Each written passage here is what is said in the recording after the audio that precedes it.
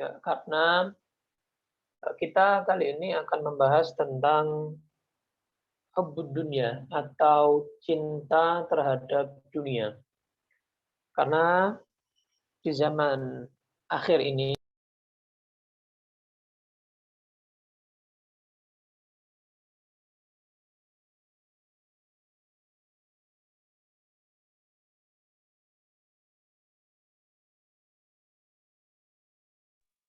Maaf, Habib. gimana?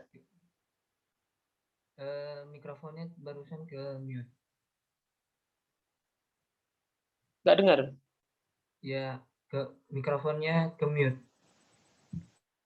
Gimana? Mikrofonnya tadi ke mute. Oh, terus ini sudah dengar? Sudah jelas. Alhamdulillah.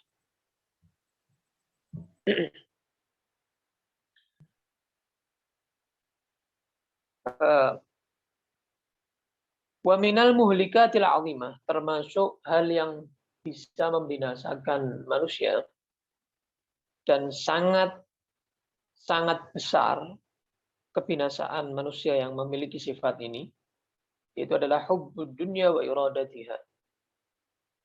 Hubbud dunya wa iradatuha, mencintai dunia dan mengharapkan dunia. Wa syiddatul hirsi 'alaiha war raghbatu fiha, sangat tamak, ambisi, cinta, berharap terhadap dunia. Hubbul jah wal mal, berharap mendapatkan pangkat, jabatan, uang, materi.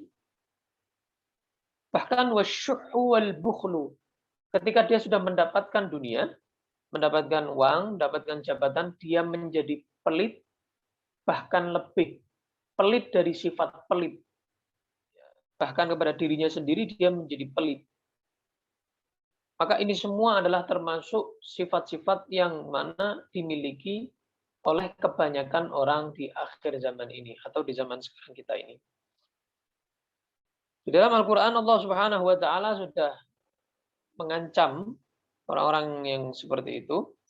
Man kana yuridul hayatad dunya wa zinataha nuwaffi ilaihim a'malahum fiha wa hum fiha la yubkhasun. Ulaika alladziina laysa lahum fil akhirati illa an-nar wa habita ma sana'u fiha wa batilun ma kanu ya'malun. Surat Hud ayat 15 16. Kata Allah yang intinya artinya maknanya siapa orang yang mengharapkan kehidupan dunia ini, yang dia hanya ambisi terhadap dunia ini, maka aku akan berikan kepada mereka dunia, tapi mereka nanti di akhirat tidak akan mendapatkan apa-apa kecuali neraka. Na'udzubillah min dzalik.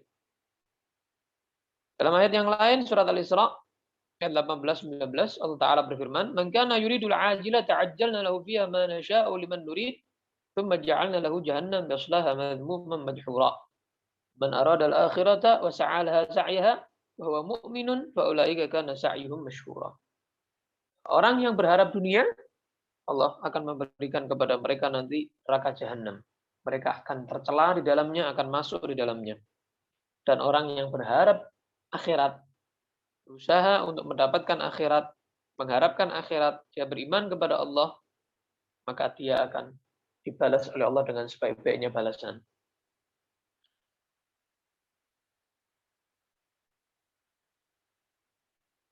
Dalam surat An-Nazi'at ayat 37 sampai 39 Allah berfirman, "Fa amma man tagha wa athara al-hayata ad-dunya fa innal jahima hiyal ma'wa." Ya, orang yang mementingkan dunia, maka neraka jahim adalah tempatnya dia. Nauzubillah min dzalik. Bahkan Nabi Muhammad SAW sudah memastikan di dalam satu hadis sahihnya, beliau menyatakan hubbud dunya ra'su kulli khati'ah. Cinta terhadap dunia, ambisi terhadap dunia itu adalah pangkal setiap masalah, setiap kesalahan. Kita lihat sekarang ini umat Islam haibahnya, wibawanya dicabut oleh Allah, itu juga sebabnya karena mereka lebih mementingkan dunia.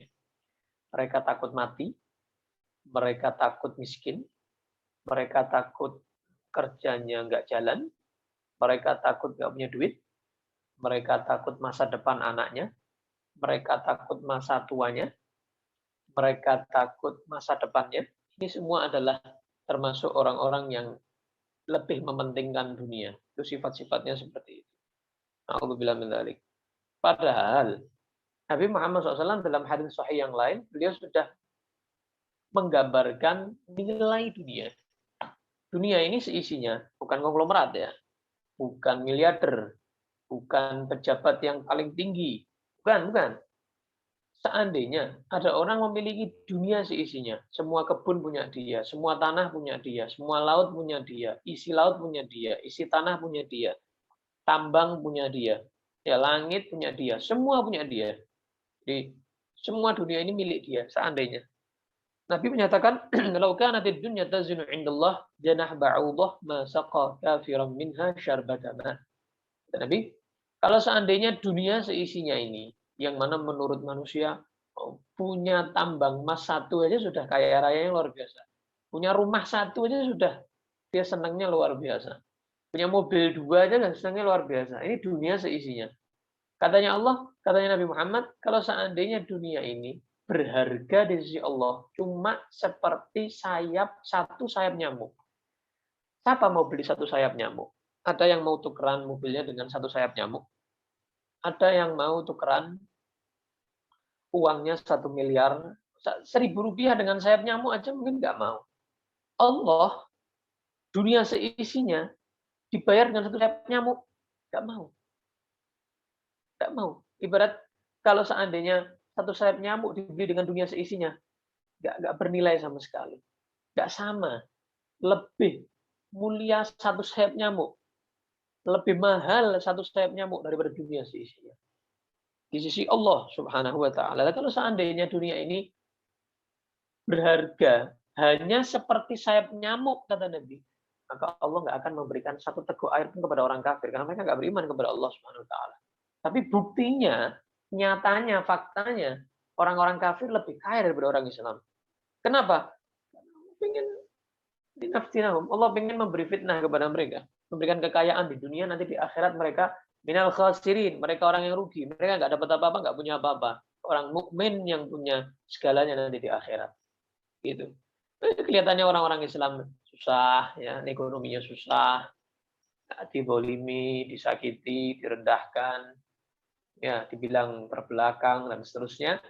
Ya, karena memang bagian mereka nanti komplit full di akhirat. Ya. Karena di akhirat nanti bagiannya sudah unlimited.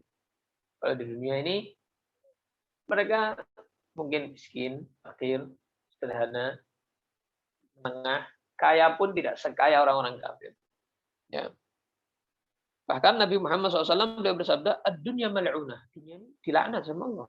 Dunia ini dilaknat sama Allah. Mal'unun ma fiha. Isinya dunia dilaknat sama Allah. Illa dzikrullah, kecuali zikir kepada Allah. Wa aliman, dan orang yang alim, ulama, memiliki ilmu banyak, au muta'alliman, atau kalau dia bukan orang alim, dia orang yang belajar kepada orang alim. Yang nggak dilaknat sama Allah di dunia ini. Zikir sama Allah yang mengingatkan kamu sama Allah. Kemudian orang alim dan orang yang belajar, muta'allim. Murid yang belajar, santri yang belajar kepada guru yang alim. Dan Nabi Muhammad SAW beliau bersabda dalam hadis yang lain, "Liyakun balaghu ahadikum minad dunya kazadir rakib." Hendaknya kalian itu mengambil bagian dari dunia kalian seperti orang yang sedang perjalanan. Orang yang sedang perjalanan, misalnya naik mobil mau ke Jakarta, dia bawa barang secukupnya yang sekiranya mobilnya cukup. Nggak mungkin dia bawa bekal atau barang yang melebihi muatan mobilnya. Nggak cukup. Nah, sama. Kita semua ini manusia dan jin, itu kita sedang perjalanan menuju ke akhirat. Maka ambil bagian dari dunia, itu cuma yang kita cukup. Ibaratnya bukan di luar batas kemampuan kita. Tapi sebatas kemampuan kita, kita bawa bekalnya berapa. Gitu aja. Itu gambaran dari Nabi Muhammad SAW. Makanya banyak orang mumet, banyak orang stres sekarang ini. Banyak orang yang naudzubillah melampiaskan stresnya ke perbuatan maksiat, perzinaan, main perempuan, narkoba, ya, membunuh, mencuri, merampok, korupsi, dan lain-lain. Ya, uangnya banyak pun masih bingung. Uangnya banyak pun masih tamak, ambisi, ingin mendapatkan yang lebih dari itu. Mobilnya 2 pengen 3, 3 pengen 4. Ya, rumahnya 1 pengen 2, 2 pengen 3, dan seterusnya, dan seterusnya. Tamak. Nah, itu orang-orang yang mumet itu sudah disabdakan Nabi Muhammad SAW. Nabi Muhammad sabda, "Man asbaha wa hammuhu dunya, syattatallahu alaihi amrah, wa farraqa alaihi bai'atah, wa ja'ala faqrahu baina 'ainayhi, wa lam ya'ti min ad-dunya illa ma kutiba lah." Seorang yang dia di hari itu pikirannya dunia. Di hari itu pikirannya dunia. Gimana caranya saya makan, gimana caranya saya kaya, gimana caranya saya sukses kerjanya, bisnisnya, dan lain sebagainya. Pikirannya dunia, tidak ada pikiran ingat sama Allah, zikir sama Allah, ilmu, ibadah, bagaimana ibadahnya sah, bagaimana ibadahnya diterima sama Allah, bagaimana dia punya waktu luang untuk baca Al-Quran, zikir kepada Allah, tidak lupa kepada Allah, tidak bermaksiat kepada Allah. Tidak ada pikiran seperti itu. Pikirannya hanya dunia, dunia, dunia. Uang, uang, uang.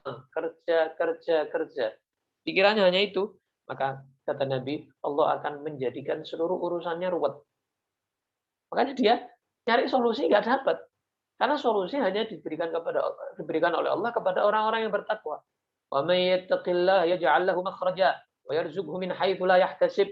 Ya, orang yang bertakwa kepada Allah, barang siapa yang bertakwa kepada Allah akan diberikan solusi, diberikan jalan keluar, diberikan jalan terang menuju jalan yang terang benderang, jalan yang benar, ya, bukan jalan yang salah. Dan Allah akan memberikan rezeki yang banyak, yang dia nggak sangka-sangka rezeki tadi itu. Nah, itu cuma diberikan kepada siapa? Orang yang bertakwa. Allah hanya bilang wa may yattaqillah, orang yang bertakwa. Takwa itu apa? Menjalankan perintah Allah, menjauhi larangan Allah. Dah, itu aja. Allah janji. Dan di dalam Al-Qur'an Allah Subhanahu wa taala juga berjanji, orang yang dia ambisi dunia hanya dapat dunia.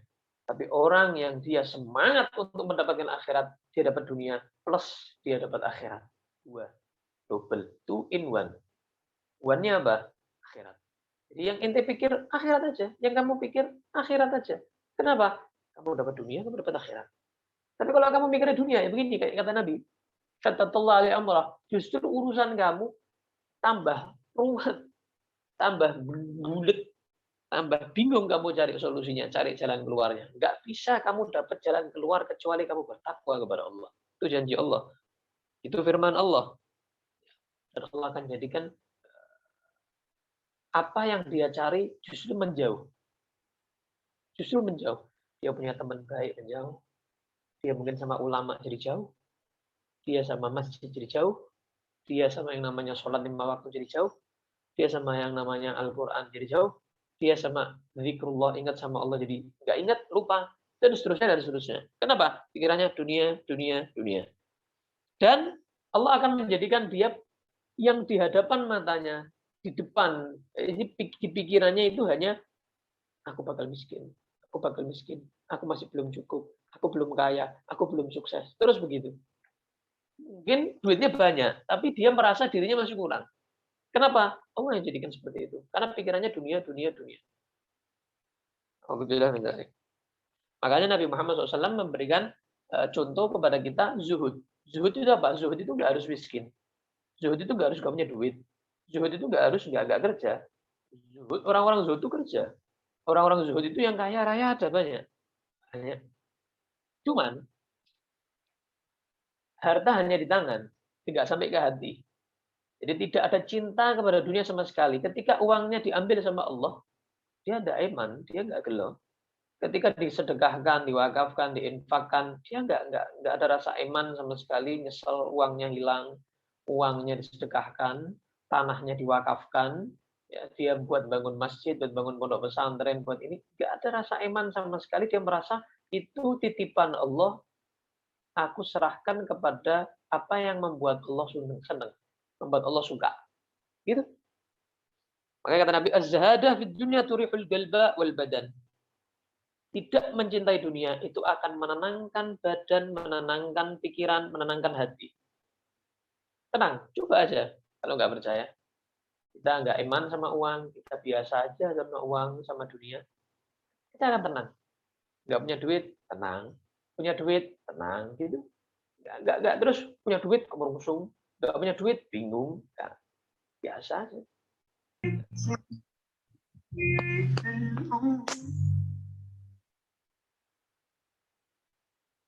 Dan Nabi Muhammad dia juga bersabda, "Najah awwalu hadhihi al-ummah biz-zuhud wal yaqin wa sayuhlaku akhiruha bil hirsi wa tulil amal." Selamat umatku sebab zuhud dan yakin, ya. Zuhud tidak cinta dunia, yakin, dia yakin sama Allah Ta'ala, beriman betul kepada Allah dan sabda Nabi, apa yang disampaikan Nabi Muhammad SAW, dan akan dihancurkan oleh Allah umatku di akhir zaman. Sebab apa? Karena ketamaan mereka terhadap dunia dan mereka terlalu panjang angan terhadap dunia. A'udzubillah min dzalik. Makanya pernah suatu saat Nabi Muhammad SAW itu bilang sama sahabatnya, aku tidak khawatir kepada umatku nanti setelah aku meninggal musyrikan. Enggak, tapi enggak khawatir orang syirik. Jarang. Orang syirik, umatnya yang menjadi syirik, tapi enggak khawatir. Ya, karena Islam akan semakin tinggi, semakin naik, orang masuk Islam akan semakin banyak, semakin banyak, semakin banyak. Syiar Islam akan semakin banyak insya Allah. Ketika orang-orang kafir, Yahudi, Nasrani, mereka berusaha untuk menutup masjid, untuk menghilangkan syiar-syiar agama. Jangan dikira ini syiar agama ini akan redup. Justru nanti akan mereka ingin liyudfi'u nurallah ya fahim. Wallahu mutimmu nurih. Allah akan menyempurnakan. Lihat api sini, Allah akan menunjukkan syiarnya. Enggak mungkin syiar Allah ini akan redup. Syiar Allah ini akan hilang, akan hancur. Ya, mereka ingin seperti itu. Tapi lawannya mereka Allah. Jangan salah. Allah dilawan, nggak bisa. Allah itu ahkamul hakimin. Allah itu adalah malik yaumiddin. Ya. Allah itu adalah pemilik segalanya. Bahkan memiliki hari akhirat, hari pembalasan. Allah adalah Al-Jabbar, Ar-Rahman, Ar-Rahim, Al-Quddus. Ya, Assalam dan seterusnya. Jadi mereka ingin meredupkan syiar agama sebentar. Nanti Allah akan menyempurnakan cahayanya. Allah akan menjadikan syiar agama ini akan kembali seperti semula. Dengan izin Allah Subhanahu wa taala, dengan cara Allah Subhanahu wa taala. Wa yamkuruna wa yamkurullah wallahu khairul makirin. Mereka punya tipu daya, mereka punya rencana, Allah juga punya rencana. Dan rencana Allah adalah lebih baik daripada rencana orang-orang Yahudi, Nasrani, orang-orang kafir. A'udzubillah min dzalik. Jadi Nabi Muhammad tidak khawatir umatnya akan menjadi syirik. Tapi kata Nabi, aku khawatir dunia dibentangkan kepada kalian sehingga kalian seperti umat-umat terdahulu terlalu lengah dengan dunia yang dibentangkan, dengan kekayaan, dengan luasnya duniawi yang kalian hadapi. Nah, yang dikhawatirkan Nabi. Sehingga kalian nanti akan berebut, kata Nabi. Berebut untuk mendapatkan kekayaan. Berebut untuk mendapatkan jabatan. Ulamanya pun ingin jadi pejabat. Ulamanya pun kepingin jadi kayak orang kafir yang kaya. Hidupnya modern seperti mereka. Keluarganya modern seperti mereka. Ya, padahal ulama. Ya. Ulamanya sudah nggak bisa jadi kasih contoh. Ulamanya sudah ulama yang ulama yang cinta kepada dunia. Ya, pantas kalau jamaahnya, masyarakatnya, murid-muridnya juga berebut dunia. Karena yang dicontoh, yang ditokohkan juga berebut dunia. Akhirnya masyarakatnya pun berebut dunia. Jadi masyarakat itu tergantung ulamanya. Ulamanya baik, masyarakatnya bisa baik. Tapi kalau ulamanya tidak memberikan contoh yang baik, ya jangan salahkan kalau masyarakatnya niru-niru. Karena masyarakat itu melihat tokohnya, oh gini. Dikira mereka benar. Dikira mereka itu jalan yang lurus. Ya. Padahal ulamanya sendiri terjerumus. Na'udzubillah min dzalik. Jadi semua yang terjadi di saat ini, pola-polanda saat ini, semuanya sebabnya apa? Sebabnya adalah karena mereka terlalu tamak cinta kepada dunia. Jadi hati-hati terhadap cinta dunia, tamak kepada dunia, karena itu sangat dikhawatirkan Nabi Muhammad SAW kepada kita semuanya, umat-umat akhir zaman. Maka kita umat-umat akhir zaman, seharusnya bagi kita untuk apa? Untuk tidak cinta kepada dunia, tidak tamak kepada dunia, tapi kita memiliki sifat zuhud. Jadi mengalahkan cinta dunia dengan cara memiliki sifat zuhud. Ya memang nggak bisa langsung. Dengan pelan-pelan, step by step, ya kita awali menghilangkan cinta dunia dari hati kita dengan kita nggak eman-eman. Ketika kita mengeluarkan uang itu nggak eman, ketika masuk uang itu ke rekening kita atau ke dompet kita, ke tangan kita, kita nggak merasa kemudian seneng yang berlebihan, pengen lebih, ya, pengen tambah terus, tapi justru kita ketika ditambah hartanya oleh Allah, kita semakin khawatir. Kenapa? Ditambah amanahnya sama Allah SWT. Ditambah amanah oleh Allah dengan berupa harta itu, maka kita harus betul-betul menggunakan dengan sebaik-baiknya. Karena setiap satu peser daripada uang kita akan dipertanggungjawabkan di hadapan Allah Subhanahu wa Ta'ala. Ya, saya kira itu malam hari ini pengajian kita dan bermanfaat. Kalau ada yang mau tanya, silakan. Cara yang selanjutnya adalah sesi tanya jawab. Dalam sesi tanya jawab ini, untuk Ikhwan bisa tanya langsung dengan menyalakan mikrofon, dan untuk Ahwat bisa tanya melalui room chat.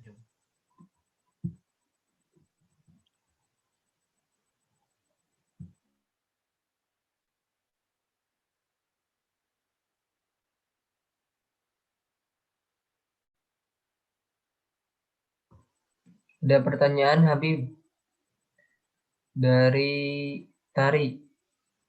Assalamualaikum Habib. Dari siapa? Bagaimana Oh, jika ya. Gimana? dari Tari? Ya. Assalamualaikum Habib. Waalaikumsalam warahmatullahi wabarakatuh. Bagaimana jika seorang muslim mencari dunia, harta, jabatan, kedudukan dengan tujuan ingin mengangkat derajat orang Islam di mata orang kafir, agar orang kafir tidak serta-merta merendahkan orang Islam karena miskin dan tidak punya kuasa? Jika boleh, bagaimana untuk menempuh jalan yang baik? Nggak perlu. Kalian seperti itu nggak perlu.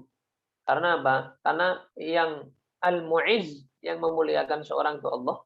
Al-mudhil, yang merendahkan seorang itu Allah.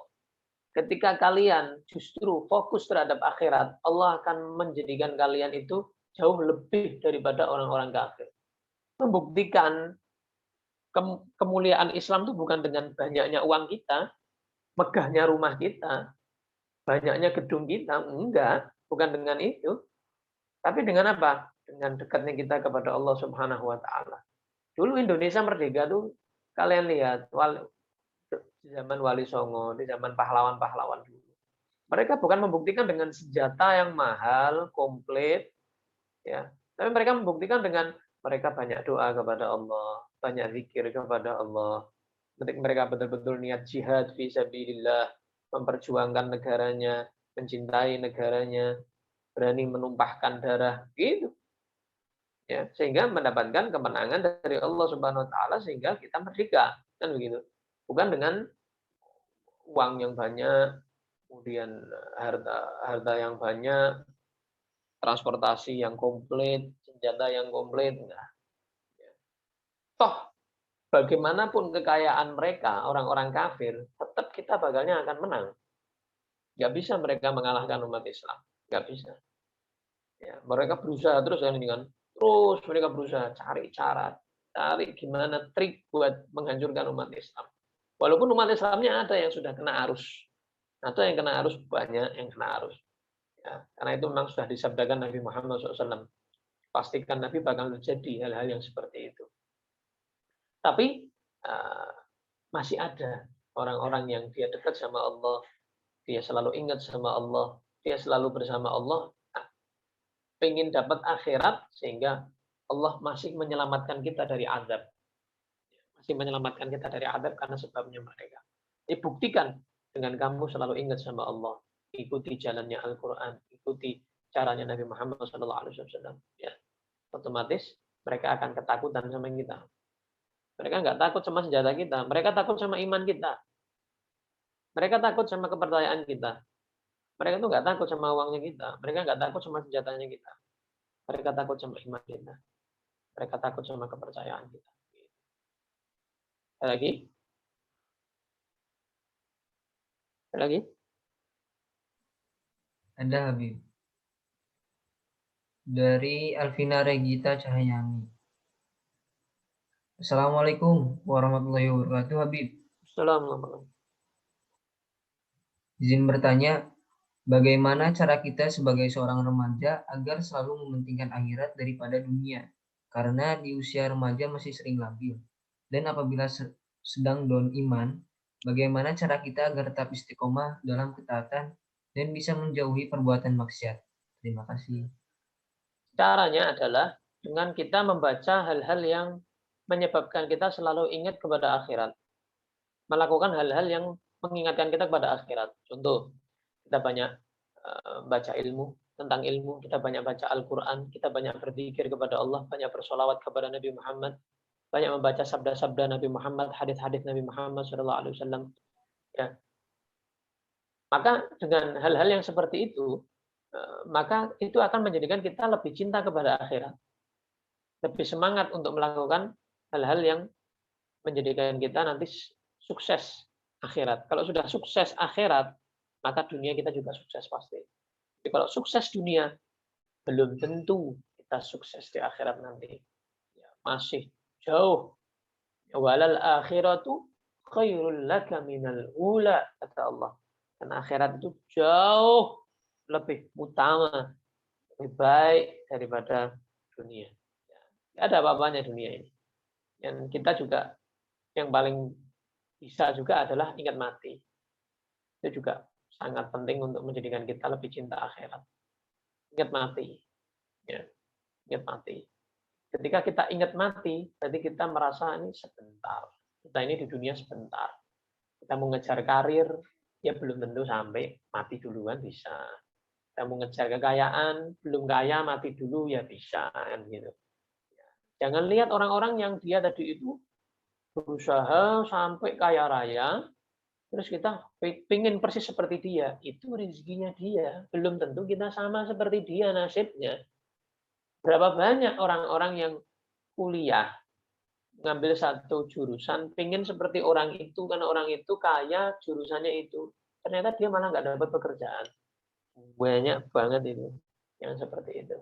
Karena terlalu ambisi. Akhirnya nanti ketika dia nggak dapat apa yang dia cita-citakan, dia geluh. Dia nyesel. Itu namanya tulul amal, terlalu panjang angan. Itu jalani aja. Ibarat sungai, air di sungai. Jalani aja. Ya, kalian pengen apa? Kuliah, misalnya kedokteran. Diniatkan supaya bisa mengobati orang-orang Islam.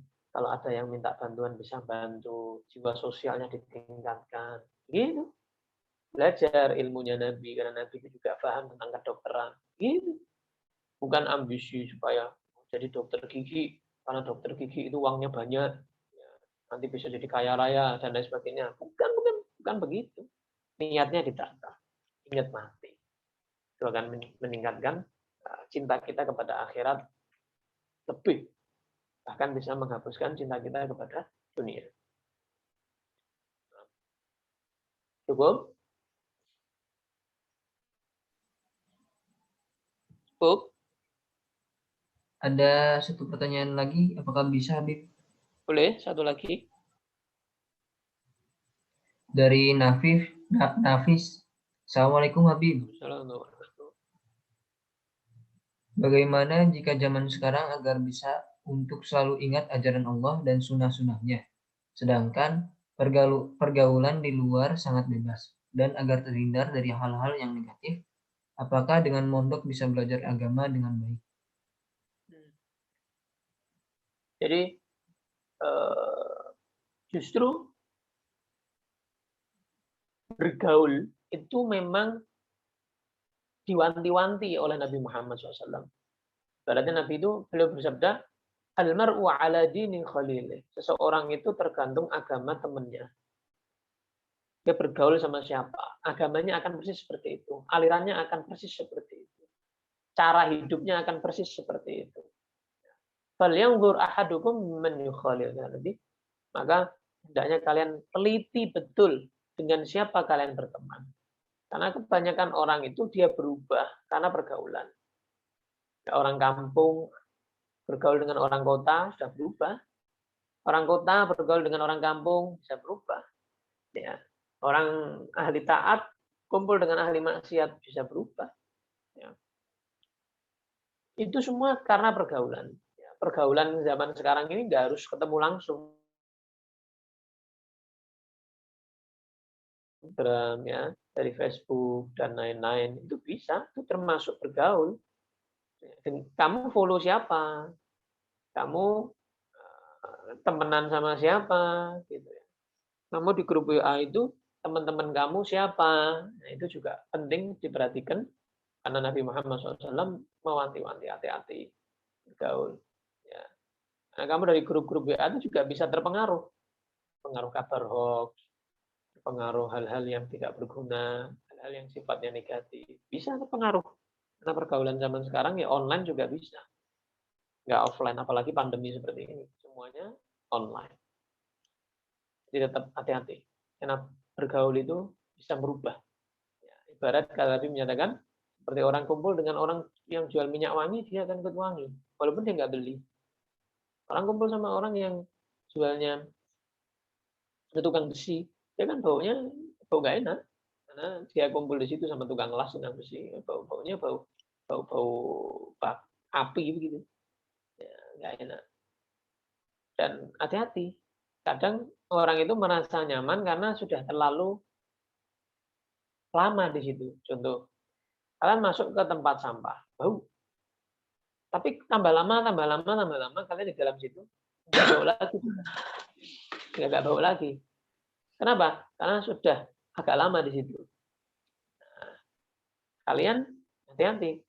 Jangan kalian nyaman sama satu teman atau pergaulan atau kelompok begitu. Kalian nyaman karena terlalu lama di situ. Sehingga kalian merasa nyaman. Ya. Seperti orang masuk tempat sampah tadi. Kayaknya nyaman, padahal bau. Karena dia sudah terlalu lama di situ, dia nggak bau lagi. Kayak dia masuk pertama kali. Hati-hati, hati-hati. Jadi nasihatnya Nabi itu adalah pilih-pilih teman. Bergaulnya yang benar, cari temannya yang benar. Kumpulnya sama orang-orang yang mengingatkan kita sama Allah, mengingatkan kita kalau kita salah. Ya, bukan membenarkan kita kalau salah, mendukung kita kalau kita salah, atau menjerumuskan kita ke perbuatan yang negatif. Saya kira itu, mudah-mudahan pengajian kita malam hari ini bermanfaat, jadikan iman kita naik, iman kita nambah, takwa kita nambah, dan kita betul-betul menjadi mawas diri di zaman akhir seperti ini, di zaman yang na'udzubillah min dzalik, dan Allah menyelamatkan kita, memberikan keamanan, keselamatan kepada kita, keimanan kepada kita, taufik kepada kita di zaman akhir ini. Amin ya rabbal alamin. Ala hadhihi niyyah niyyatun salihah jami'a syamil khairat dunya wal akhirah, dafi'a li kulli syarr, jalibah li kulli khair, lana wa liwalidina wal masyayikhina wa li ahbabina wa li muslimin. من وأسلفنا الصالحون نوينا ما طلبوا طلبنا ما قصد وصدنا إلى حضرة النبي الفاتحة.